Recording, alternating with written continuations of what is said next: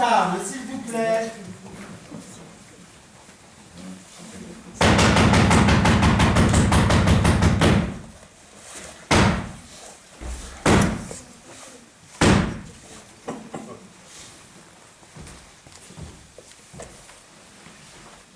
Mieux que mythique! La télé-réalité, ces jeux idiots pour vous caser quand on n'est pas casable. Un sketch à vous arracher les larmes de Chevalier Las Palais.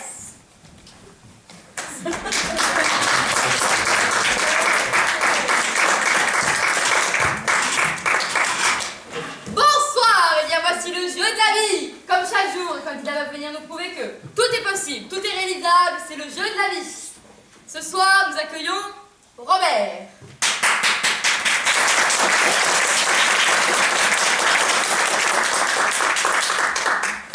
Bonsoir Robert, bonsoir chers téléspectateurs. Robert, pourquoi êtes-vous là? Eh bien, ce soir, je vais essayer de séduire la femme de ma vie pour prouver que tout est possible, tout est réalisable. J'y crois, c'est le jeu de la vie. Eh bien alors, pour nos téléspectateurs, je vais récapituler l'histoire de Robert. Robert est amoureux de Jocelyne, qu'il a rencontrée il y a 8 ans et demi. C'est exact. Depuis 8 ans et demi, il lui a envoyé 112 lettres d'amour. C'est exact. Il a dîné 43 fois avec elle au restaurant. C'est exact. Il a toujours essuyé un refus en fin de soirée. C'est exact. Oui, sans problème, mais j'y crois. Tout est possible, tout est réalisable, c'est le jeu de la vie. Les dernières fois, vous l'avez invitée, elle vous a même giflé en public, je crois. Oui, elle m'a même traité de minable, mais j'y crois. Tout est possible, tout est réalisable, c'est le jeu de la vie. Eh bien alors ce soir, devant nous, Robert va téléphoner une nouvelle fois à Jocelyne pour tenter de la séduire. Vous êtes prêt, Robert? Oui, je suis prêt, j'y crois. Tout est possible, tout est réalisable, c'est le jeu de la vie. Robert, vous allez maintenant nous lire le texte que vous vous engagez à dire à Jocelyne au téléphone. Allez-y, Robert, lisez votre texte. Allô? Ben, c'est ton téléphone. Jocelyne, c'est moi. C'est moi, Robert. Je t'aime, tu es la femme de ma vie. Je veux t'épouser. C'est bien choisi, on l'applaudit.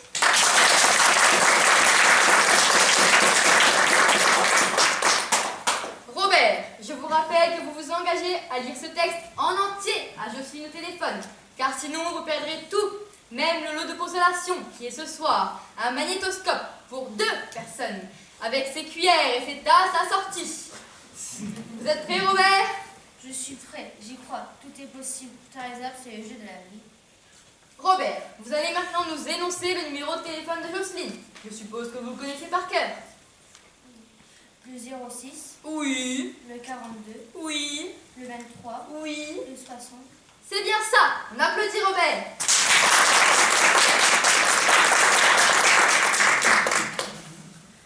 Vous êtes prêt, Robert? Je suis prêt, j'y crois. Tout est possible, tout est réalisable, c'est le jeu de la vie. Attention, le jeu de la vie, c'est parti. Nous composons le numéro de téléphone de Jocelyne. Attention, ça sonne, ça ressonne. Allô? Allô, Jocelyne? Oui, c'est moi. C'est moi, Robert. Tu m'entends? Ouais, je t'entends, Minus. T'as pas fini l'emmerde de Jocelyne? Mais c'est plus la même voix. Continuez, Robert. Oh non, ce n'est plus la même voix. Vous vous êtes engagé à lire le texte en entier, car sinon vous perdriez le magnétoscope. Allô? Mais pas t'es moi, on va te casser la gueule. Qu'est-ce que t'as? Réponds-moi ça. Je t'aime, tu es la femme de... tu es la femme de ma vie, je veux t'épouser. Mais c'est plus la même voix. Et non, et apparemment, c'est encore loupé, Robert. C'était peut-être prévisible, non, tout de même. Oui, mais tout n'est pas possible, tout n'est pas réalisable, c'est le jeu de la vie. Robert, vous emportez tout de même le magnétoscope, car vous avez réussi à placer votre texte en entier. Où il est, celui-là? Où il est? Laissez-moi passer. Ah, je crois qu'on vous cherche. Laissez-moi passer. Minus, pétez ta gueule. Et oui, Robert va certainement se faire casser la gueule.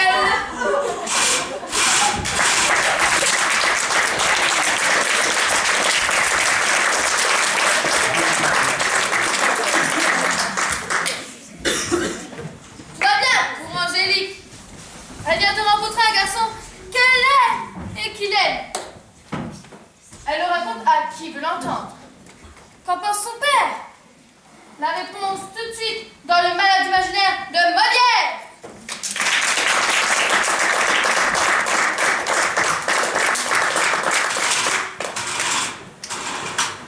Toinette. Quoi? Regarde-moi un peu. Eh bien, je vous regarde. Toinette. Eh bien, quoi, Toinette? Ne devines-tu point de quoi je veux te parler? Je m'en doute assez de notre jeune amant, car c'est de lui depuis 6 jours que tout nous entretient, et vous n'allez point bien si vous en parlez à toute heure. Puisque tu connais cela, que n'es-tu donc la première à m'en entretenir? Que ne m'épargnes-tu la peine de te jeter sur ce discours? Vous ne m'en donnez pas le temps, et vous avez des soins là-dessus qu'il est difficile de prévenir. Je t'avoue que je ne saurais me lasser de te parler de lui, et que mon cœur profite avec chaleur de tous les noms de s'ouvrir à toi. Mais dis-moi, condamnes-tu, Toinette, les sentiments que j'ai pour lui? Prenez garde, Ai-je tort de m'abandonner à ces douces impressions? je ne dis pas cela. Voudrais-tu que je fusse insensible autant de détestation que cette passion ardente qui témoigne pour moi? Ah, Dieu ne plaise. Ne trouves-tu pas que cette action d'embrasser ma défense sans me connaître est tout à fait d'un honnête homme? Sans doute. Que l'on peut en user plus généreusement? Oui. Que ces discours comme ces actions ont quelque chose de noble? Sans. Assurément.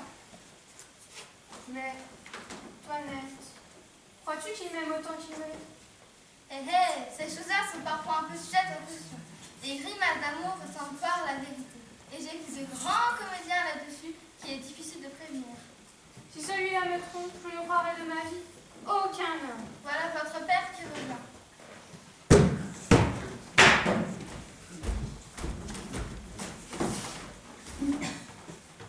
Oh, ça, ma fille. Je vais vous dire une nouvelle, peut-être ne vous attendez-vous pas. On vous demande un mariage. Qu'est-ce que cela? Vous riez? Cela est plaisant, oui, ce mot de mariage. Il n'y a rien de plus drôle pour les jeunes filles.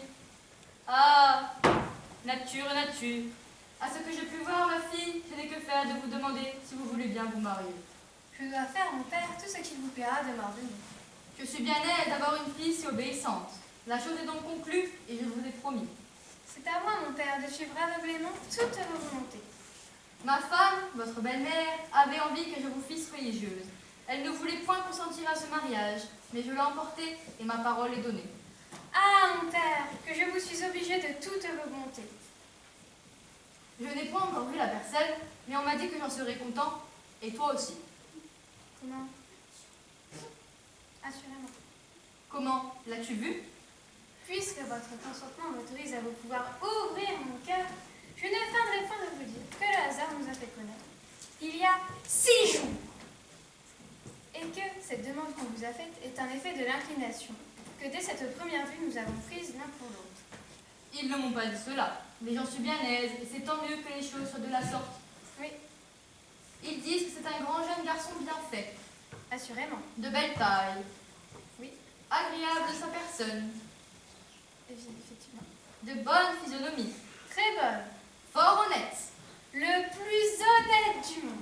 sage et bien né, Effectivement. qui parle bien latin et grec, C'est tout ce que je ne sais pas. et qui sera reçu médecin dans 3 jours. Lui, médecin, mon père? Oui, est-ce qu'il ne te l'a pas dit? Non, vraiment, tu vous l'as dit à vous. Monsieur Purgon. Est-ce que Monsieur Purgon le connaît? La belle demande, il faut bien qu'il le connaisse, puisque c'est son neveu. Cléante, neveu de Monsieur Purgon. Quelle Cléante?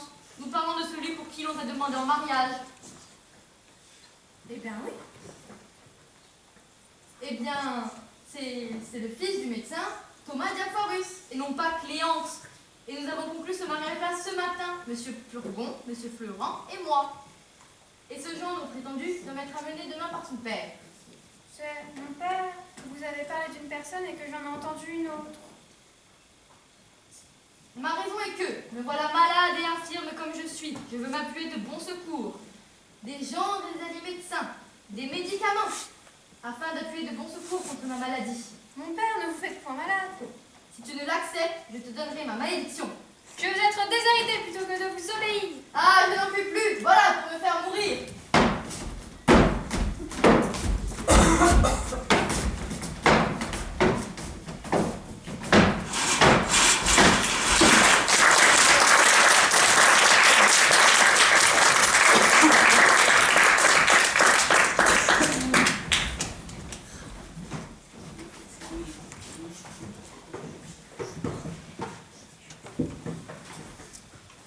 Quand le plus grand des séducteurs s'attaque à une modeste paysanne, difficile pour elle garder la tête froide. Don Juan de Molière.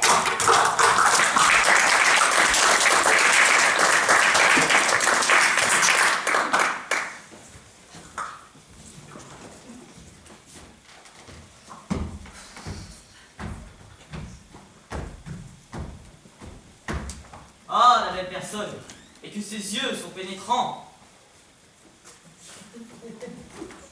Ah, monsieur, vous m'en êtes tout honteuse. N'ayez pas honte d'entendre dire vos vérités. Tournez-vous un peu, s'il vous plaît. Ah, que cette taille est jolie. Haussez un peu la tête de grâce. Ah, que ce visage est mignon. Ouvrez vos yeux entièrement. Ah, comme ils sont beaux. Que je vois vos dents, je vous prie. Ah, qu'elles sont amoureuses, et ces lèvres appétissantes. Pour moi, je suis ravi, et je n'ai jamais vu une personne aussi charmante.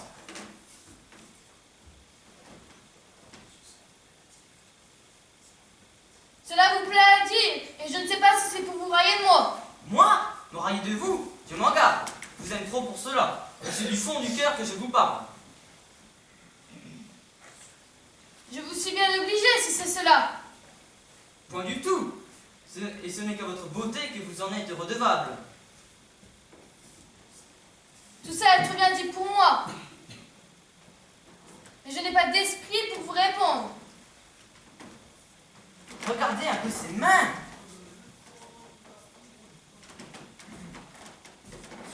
Fi, monsieur, elles sont noires comme je ne sais quoi. Ah, mais que dites-vous là? Elles sont les plus belles du monde. Souffrez que je les baise, je vous prie. Monsieur, c'est trop d'honneur que vous me faites là. Si j'aurais su ça si tôt, je les aurais lavé avec du savon. Et dites-moi, belle Charlotte, vous n'êtes point mariée, sans doute. Ah, je dois bien l'être avec le voisin, Piero, de la voisine. Vous serez la femme d'un simple paysan? Belle Charlotte vous aime trop pour cela. Il ne tiendra qu'à moi que je vous arrache de ce misérable lieu et que je vous mette dans l'état où vous méritez d'être. Cet amour est bien prompt, sans doute, Charlotte. Mais c'est un effet de votre grande beauté. On vous aime autant en un quart d'heure comme on en ferait une autre en 6 mois. Aussi vrai, monsieur, que je préfère me voir déshonorée que vous voir.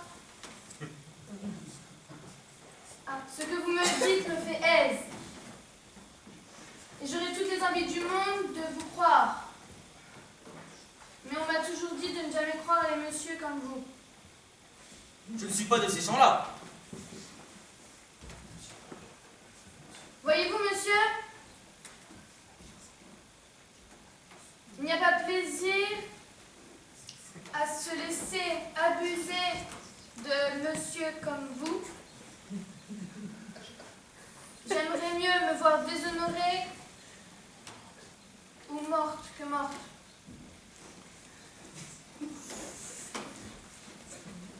J'aurai l'âme assez méchante pour vous déshonorer. Je serai assez lâche. Non, non, je m'en garde. Je vous aime trop pour cela. Et pour vous montrer que je dis vrai, sachez que je n'ai pas d'autre but que de vous épouser.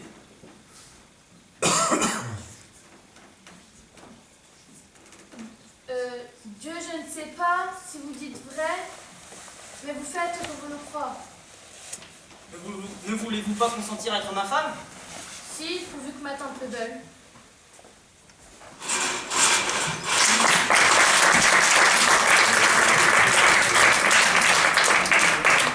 Monsieur!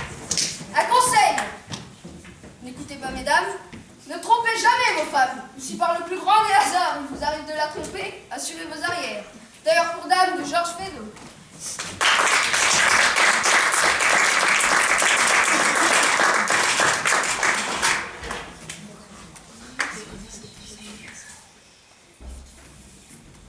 Ah Dieu, on m'y repassera encore à aller au bal de l'opéra. Je ne voulais pas y mettre les pieds.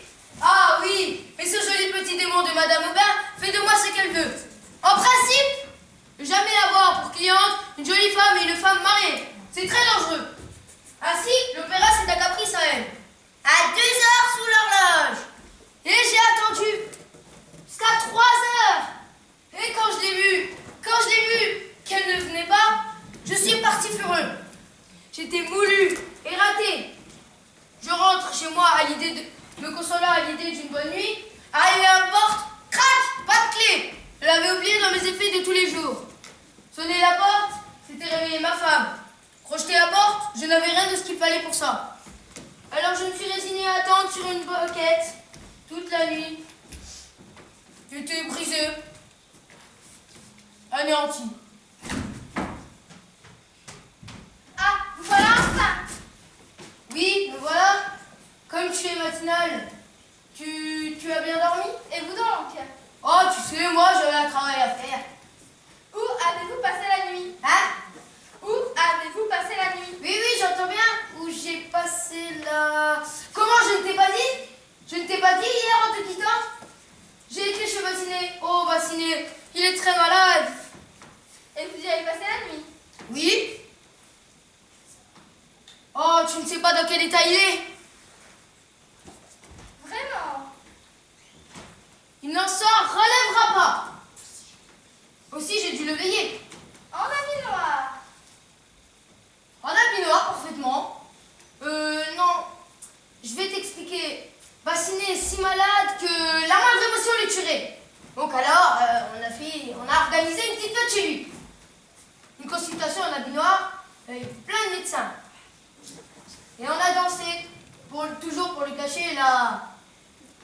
Oui, c'est le petit colère. Il ne s'en relèvera pas. C'était dingue. Avec les malades, il faut souvent user de subterfuge. C'est très ingénieux. Ainsi, il est perdu.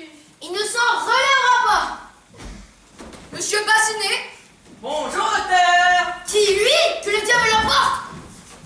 Taisez-vous, je vous dis que vous êtes malade. Qui? Moi? Jamais de la vie.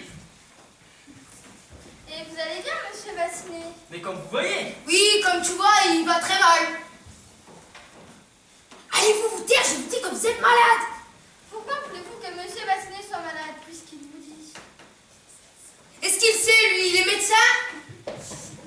Je te dis qu'il est perdu. Je suis perdu. Moi? Mais oui, mais on a voulu vous cacher la situation. Oh, ma foi, tant pis, il en crèvera s'il veut. Hélas, Oh mon Dieu, mais qu'est-ce qu'il dit? hélas, de la façon qu'il parle. C'est même pour cela que mon mari a passé la nuit auprès de vous. Il a passé la nuit auprès de moi? Mais oui, vous n'en êtes pas aperçu. Est-ce que donc, tu vois bien qu'il délire?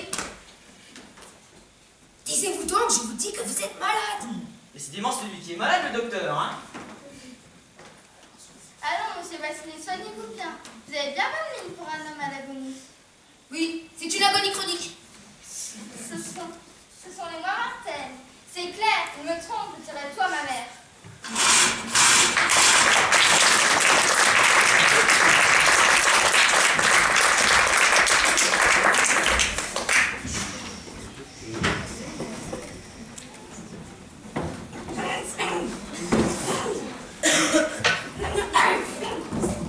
Aussi bête l'un que l'autre. Vous avez tout pour réussir à moi. Vous avez tout pour réussir à mon mariage. La seule ennemi, leurs parents.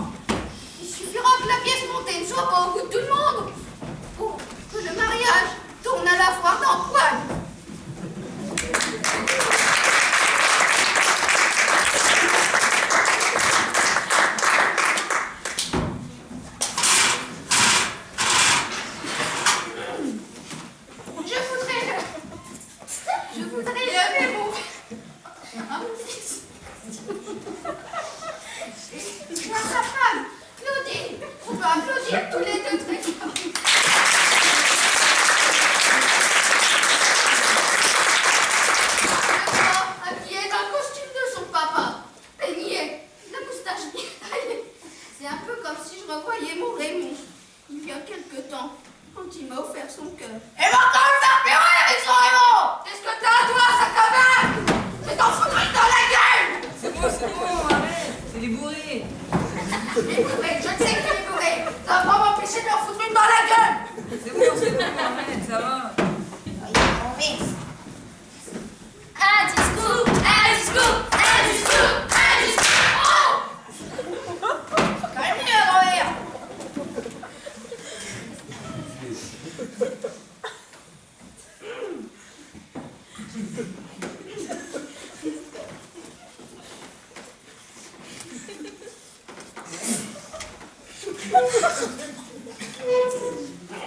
Claudine, mon amour, ma beauté, ma chérie, ma bien-aimée. La première fois que je t'ai vue à la fanfare, c'est comme si j'avais pris dans les yeux un coup de plein phare. La beauté de tes yeux sur ton visage m'a coupé le souffle. Et pour jouer du trombone, je n'avais plus assez de souffle. Tu joues de la grosse caisse comme un dieu. Et quand tu tapes, j'ai le cœur qui résonne de mes feux. Et qui fait boum, boum, boum, boum, boum, boum. Aujourd'hui, c'est le plus beau jour de ma vie. Dans ta robe rose, tu ressembles à mon rose. Derrière toi, je serai toujours à l'abri du vent. T'es belle comme un cygne posé sur un coquelicot. Et quand j'y pense, j'ai envie de chanter Cocorico. Cocorico! Merci.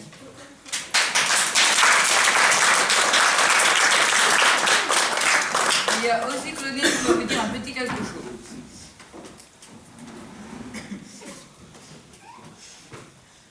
Bah, moi j'avais rien prévu de dire parce que je savais que dans tous les cas, j'allais pleurer.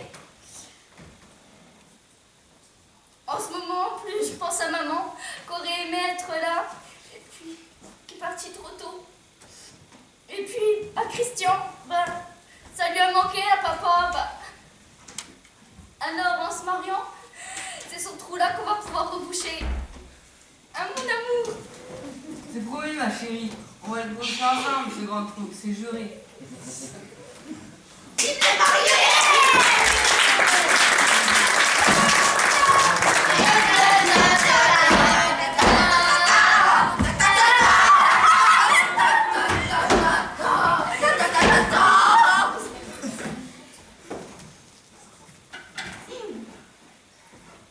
La pièce montée au flanc au chocolat blanc.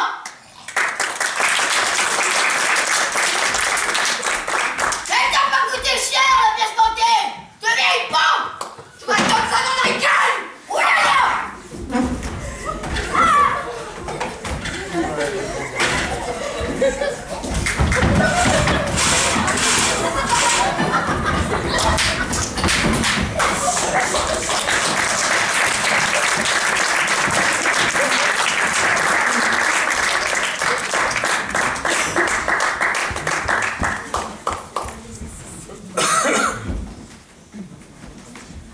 Voilà, vous savez un peu plus sur l'amour. Oh, bien sûr, ce n'est pas toujours facile. C'est même souvent triste. Mais c'est tellement beau quand ça réussit. On espère que vous vous serrez et que vous nous en donnerez des nouvelles. Et comme le dit Maggie, c'est tellement beau quand... Nous l'aimons!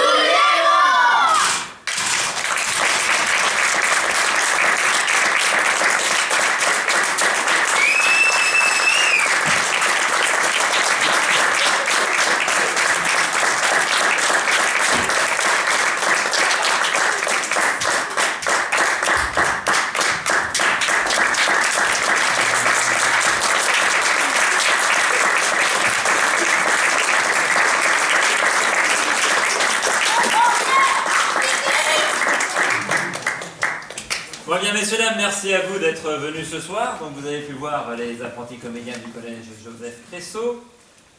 Nous remercions particulièrement la ville de Joinville pour nous avoir mis à disposition gracieusement la salle de l'auditoire. Nous remercions aussi la direction du collège. Ce spectacle est évidemment dédié à Madame Cubillier qui nous a quittés subitement cette année. Elle s'occupait beaucoup, elle s'investissait énormément en cadre du club théâtre auprès des élèves. Ça faisait plus de 15 ans qu'elle s'était investie dans cette belle aventure. Et voilà, donc on voulait avoir une pensée pour elle ce soir. Et je tiens personnellement à remercier aussi chaleureusement M. Botton, qui m'a aidé au pied levé dès que...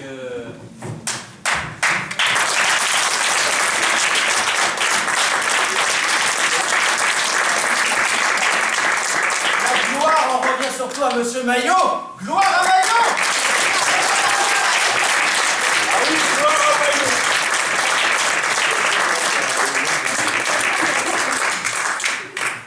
Et aussi à eux, hein, mais voilà, mais merci à M. Botton en tout cas qui a su à nouveau s'investir beaucoup dans le code théâtre alors qu'il voulait un petit peu lever le pied.